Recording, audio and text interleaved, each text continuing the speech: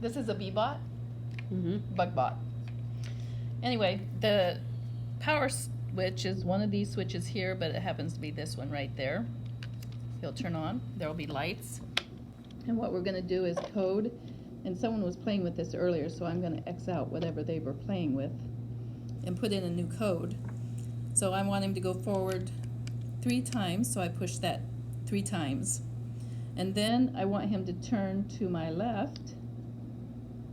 And then I want him to go 2 more times forward. And I'll push to the left. And then he'll come back to me, coming forwards right about the right spot. So we'll see if this works.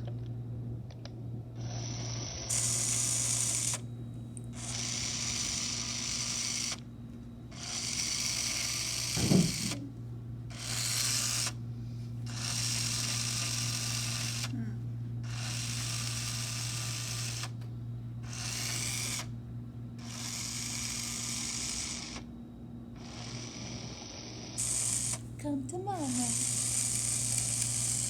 Good baby bug. Okay, and that's how I coded him, and he did exactly what he was supposed to do. So if I wanted to do something else again, I would have to use this X and erase everything that he just did. And when we're done, we turn this off to save the battery.